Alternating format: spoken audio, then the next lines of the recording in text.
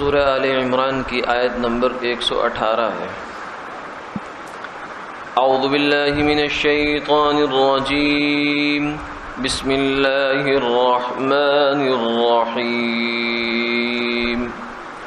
یا ایہا الذین آمنوا لا تتخذوا بطانة من دونکم لا یألونکم خبالا وَدُّوا مَا عَنِتُّمْ قَدْ بَدَتِ الْبَغْضَاءُ مِنْ أَفْوَاهِهِمْ وَمَا تُخْفِي صُدُورُهُمْ أَكْبَرُ قَدْ بَيَّنَّا لَكُمُ الْآيَاتِ إِن كُنتُمْ تَعْقِلُونَ هَا أَنْتُمْ أُولَئِكَ تُحِبُّونَهُمْ وَلَا يُحِبُّونَكُمْ وَتُؤْمِنُونَ بِالْكِتَابِ كُلِّهِ وَإِذَا لَقُوكُمْ قَالُوا آمَنَّا وَإِذَا خَلَوْا عَضُّوا عَلَيْكُمُ الْأَنَامِلَ مِنَ الْغَيْظِ قُلْ مُوتُوا بِغَيْظِكُمْ إِنَّ اللَّهَ عَلِيمٌ بِذَاتِ الصُّدُورِ إِن تَمْسَسْكُمْ حَسَنَةٌ تَسُؤْهُمْ وَإِن تُصِبْكُمْ سَيِّئَةٌ يَفْرَحُوا بِهَا وَإِن تَصْبِرُوا وَتَتَّقُوا لَا يَضُرُّكُمْ كَيْدُهُمْ شَيْئًا إِنَّ اللَّهَ بِمَا يَعْمَلُونَ مُحِيطٌ۔ صدق اللہ العظیم۔ اے ایمان والو، اپنے سوا کسی کو اپنا رازدار نہ بناؤ، وہ تمہارے فساد کرنے میں کوئی کسر نہیں اٹھا رکھتے۔ وہ چاہتے ہیں کہ تم مشقت میں پڑ جاؤ۔ بغض اور عداوت ان کے منہوں سے ظاہر ہو چکی ہے، اور جو کچھ ان کے سینوں میں ہے وہ اس سے بہت بڑا ہے۔ ہم نے تمہارے لیے اپنی نشانیاں کھول کھول کر بیان کر دی ہیں، اگر تمہیں عقل ہے۔ یہ لوگ وہ ہیں کہ تم تو ان سے محبت رکھتے ہو، لیکن وہ تم سے محبت نہیں رکھتے۔ تم پوری کتاب پر ایمان رکھتے ہو، اور یہ لوگ جب تم سے ملتے ہیں تو کہتے ہیں ہم بھی ایمان والے ہیں، اور جب تنہائی میں جاتے ہیں تو غصے سے اپنی انگلیاں کاٹتے ہیں۔ آپ کہہ دیجئے کہ تم اپنے غصے میں مر جاؤ، بے شک اللہ سینے کی باتوں کو جاننے والے ہیں۔ اگر تمہیں کوئی اچھائی پہنچتی ہے تو یہ انہیں اچھا نہیں لگتا، اور اگر تمہیں کوئی برائی پہنچتی ہے تو اس پر خوش ہوتے ہیں، اور اگر تم لوگ صبر کرو، تقویٰ کرو، تو ان کا مکر تمہیں کچھ بھی نقصان نہیں پہنچائے گا۔ بے شک اللہ وہ جو کچھ کرتے ہیں ان کو گھیرنے والے ہیں۔ ان آیات مبارکہ کا پس منظر یہ ہے کہ مدینہ منورہ میں انصار کا جو قبیلہ تھا، اوس اور خزرج اس کی دو بڑی شاخیں تھیں، تو مدینہ منورہ میں یہودی بھی آباد تھے، بنی اسرائیل کے لوگ۔ تو ان کے کچھ لوگوں کی یہودیوں کے ساتھ اسلام کے آنے سے پہلے یاری دوستی تھی، اور تعلقات تھے آپس میں، قریبی تعلقات تھے، جیسے ایک اکٹھے رہنے والوں کے ہو جایا کرتے ہیں۔ جیسے کبھی ہمارے ہاں جب تقسیم سے پہلے ہندوستان اور پاکستان ایک ہوا کرتا تھا، تو ہندو اور مسلمان اکٹھے رہتے تھے، تو آپس میں ان کی یاری دوستی بھی ہو جایا کرتی تھی۔ تو اسلام کے آنے سے پہلے یہ صورتحال ان کے درمیان موجود تھی، لیکن جب مسلمان ہو گئے، انصار مسلمان ہو گئے، تو اب یہودیوں نے جو ہے اپنے تعلقات کو ظاہراً اسی طرح رکھنے کی کوشش کی، اور مسلمان بھی اپنی سادہ لوحی میں جو ہے وہ اسی طریقے سے ان کے ساتھ معاملہ کرتے تھے۔ تو لیکن یہودی اندر سے خباثت رکھتے تھے اور مسلمانوں سے دشمنی رکھتے تھے۔ یعنی جب وہ مسلمان ہو گئے تو پہلے تو ہو سکتا ہے ان کی دوستی واقعتاً سچی ہو، لیکن جب مسلمان ہو گئے انصاری لوگ تو اب ان کی دوستی کا ان کے ساتھ کوئی تک نہیں بنتا۔ اس لیے اوپر اوپر سے تو انہوں نے دوستی برقرار رکھی اور اندر اندر سے جڑیں کاٹنے شروع کر دیں. تو اس آیت مبارکہ میں اللہ تعالیٰ نے مسلمانوں کو خطاب کر کے اس چیز کو بیان فرمایا کہ تم لوگ ان لوگوں کو دلی دوست نہ بناؤ. بطانہ کہتے ہیں عربی زبان میں کپڑے کا جو اندر کا استر ہوتا ہے اس کو بطانہ کہتے ہیں. یعنی اندر تک اپنے ان کو رسائی نہ دو کہ تم کیا کر رہے ہو، کیا کرنے جا رہے ہو، اور مسلمان کیا کرتے ہیں کیا نہیں کرتے. یعنی اپنے جو کمزور اور ویک پوائنٹ ہیں وہ ان کے سامنے نہیں آنے چاہیے تمہارے. لا یعلونکم خبالا، اس لیے کہ وہ تمہارے دوست نہیں ہیں، تمہارے خیر خواہ نہیں، بلکہ وہ تو صبح و شام اس فکر میں رہتے ہیں کہ تمہاری کوئی چیز ان کے ہاتھ آ جائے صحیح، بس اس کے بعد پھر تمہیں نقصان پہنچانے میں ذرہ بھر کمی اور کوتاہی نہیں کرتے. اور ان کی تو ہر وقت یہ خواہش رہتی ہے کہ تم مصیبت میں پڑے رہو، کوئی نہ کوئی تمہارے لیے مصیبت کھڑی کیے رکھیں گے، تمہیں پریشان کرنے کا کوئی نہ کوئی ہیلا حوالہ سوچتے رہتے ہیں. اور بعض دفعہ ویسے تو چھپا کر رکھتے ہیں، لیکن بعض دفعہ ان کی زبانوں سے جو ان کے اندر کی عداوت ہے وہ اگل دیتے ہیں، وہ نکل کر باہر آ جاتی ہے. کئی موقع پر سننے کا موقع مل جاتا ہے. لیکن اس سے اندازہ کیا جا سکتا ہے تو کہ جو کچھ ان کے سینوں میں ہے وہ اس سے بہت زیادہ ہے. یعنی ایک بندہ دوسرے کے بارے میں اپنی دشمنی اور نفرت سینے میں چھپا کر رکھے ہوئے ہے، کبھی کبھار دل سے ظاہر ہو جاتی ہے، زبان سے ظاہر ہو جاتی ہے. تو اس سے اندازہ لگایا جا سکتا ہے کہ زبان سے اس نے باوجود کنٹرول کے تھوڑی سی بات اس کی زبان سے نکلی ہے تو پیچھے کتنا بڑا سٹاک ہوگا نفرت کا اور عداوت کا. وما تخفی صدورہم اکبر، اور جو کچھ ان کے سینوں میں ہے اس سے بہت بڑا ہے جو ان کی زبانوں پر کبھی کبھار آ جایا کرتا ہے. پھر فرمایا کہ ہم نے تمہارے لیے یہ ساری باتیں کھول کر لکھی. یعنی اللہ رب العزت کا یہ احسان ہے کہ اللہ نے یہ مسلمانوں کو آگاہ کر دیا کہ کافر تمہارے دوست نہیں ہو سکتے. قرآن پاک میں کئی جگہوں پر 6 پارے میں بھی ہے، 28ویں پارے میں بھی ہے، بہت کھول کھول کر اس چیز کو بیان کیا کہ تم مسلمان ایک الگ حیثیت رکھتے ہو، کافر تمہارے قطعاً کبھی دلی دوست نہیں ہو سکتے. کافروں کی 2 قسمیں ہیں عموماً. ایک وہ کافر ہیں کہ جو مسلمانوں کے ساتھ زیادہ ان کا جو ہے وہ نقصان پہنچانے کے ان کے ارادے یا عزائم نہیں ہوتے. اور ایک قسم وہ ہے کافروں کی کہ جو ہر وقت اس فکر میں رہتے ہیں کہ مسلمان کس طریقے سے تباہ ہو جائے، ختم ہو جائے، برباد ہو جائے. اس زمانے میں بھی تھا اور آج بھی ہے. تو جو کافروں کے وہ حصہ ہے کہ جو مسلمانوں کو نقصان نہیں پہنچاتا اور وہ شریف الطبع لوگ ہیں، ان کے ساتھ فرمایا کہ مروت کا معاملہ کر سکتے ہو. یعنی اخلاقی رواداری اور ظاہری مروت کا معاملہ ان کے ساتھ کیا جا سکتا ہے. لین دین ہو سکتا ہے، خرید و فروخت ہو سکتی ہے، اور اڑوس پڑوس میں اگر وہ تمہارے ساتھ رہ رہے ہیں تو ان سے کوئی تھوڑا بہت لین دین کے معاملات شریعت کے دائرے کے اندر رہ کر ہو سکتے ہیں. اسے مروت کہتے ہیں.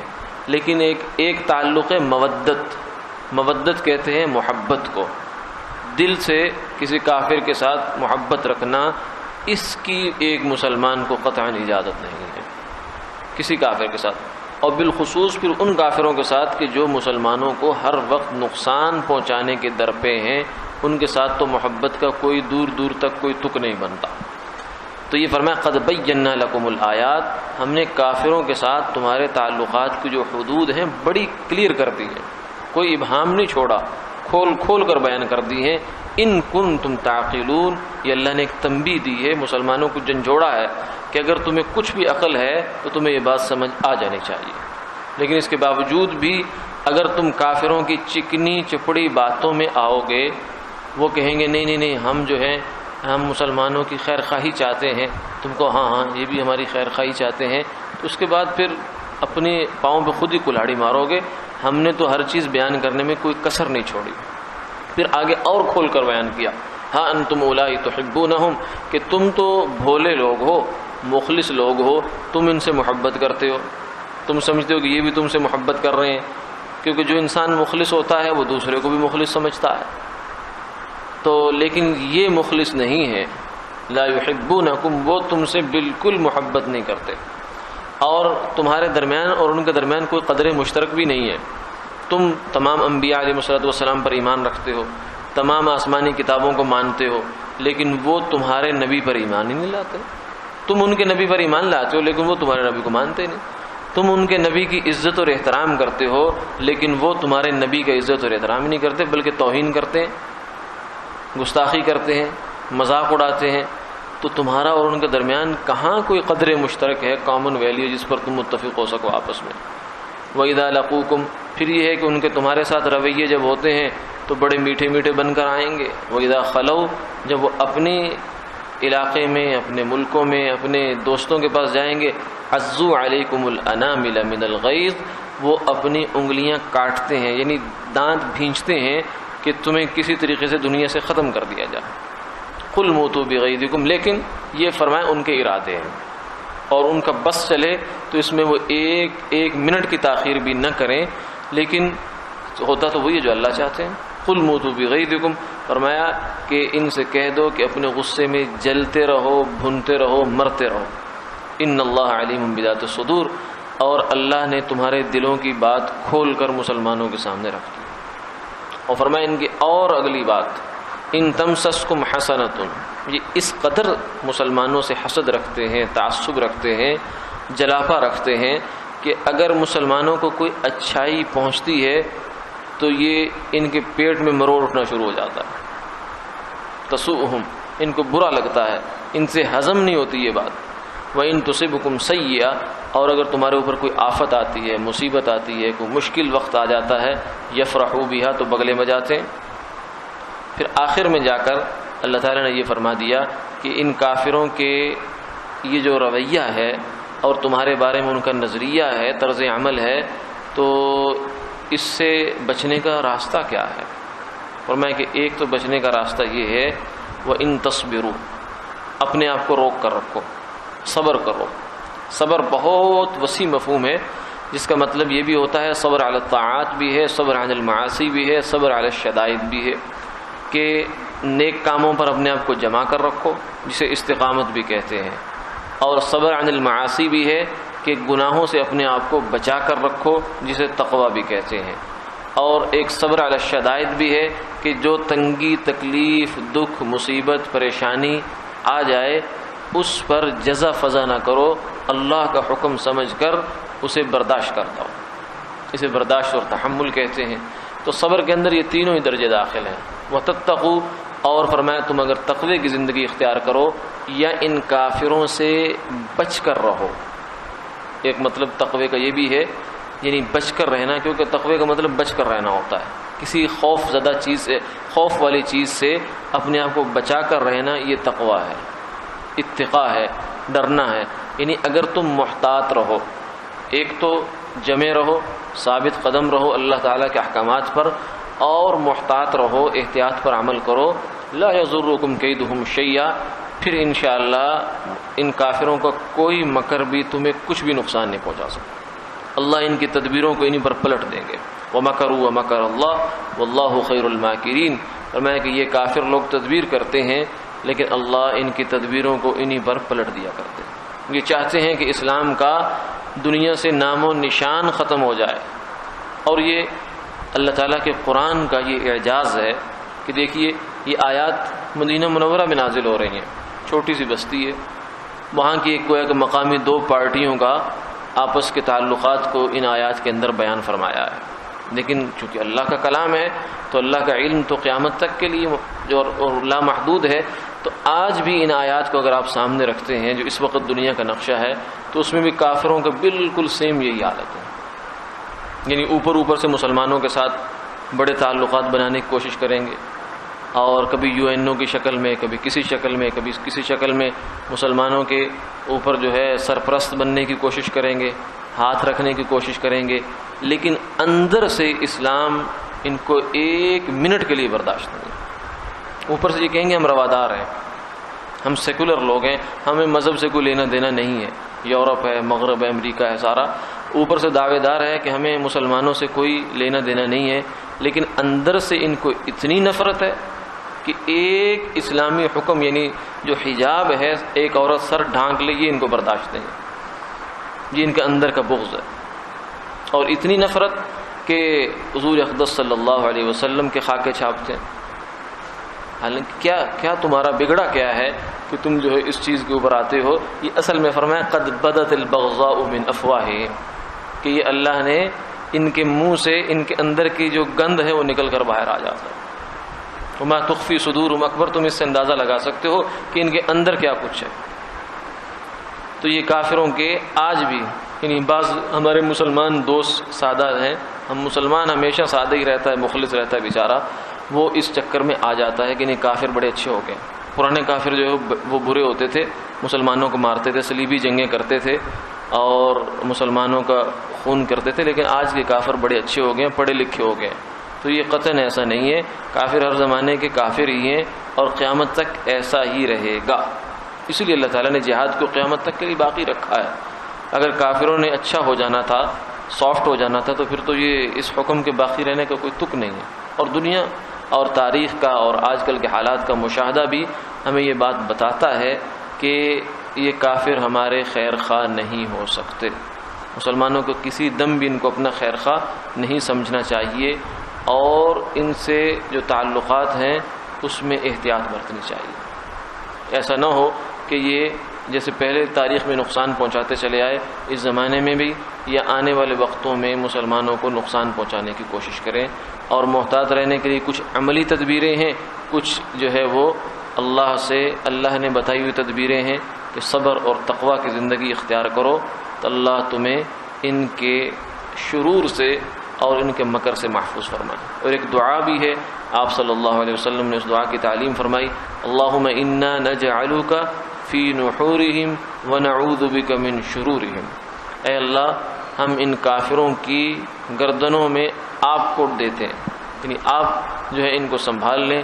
ونعوذ بک من شرورہم، اور اے اللہ ہم ان کے شرور سے آپ کی پناہ میں آتے ہیں. یہ دعا جو ہے اس کا بکثرت اہتمام رکھنا چاہیے، بالخصوص آج کل کے حالات میں کہ جبکہ مسلمانوں پر ہر طرف سے زمین جو ہے وہ تنگ کی جا رہی ہے اور انہیں ہر ملک میں جو ہے وہ پوری طرح کسی بھی ملک میں پوری طرح اسلام پر عمل پیرا ہونے کی آزادی نہیں دی جا رہی. اللہ عمل کی توفیق عطا فرمائے. اللہم صلی علی سیدنا و مولانا محمد وعلی آل سیدنا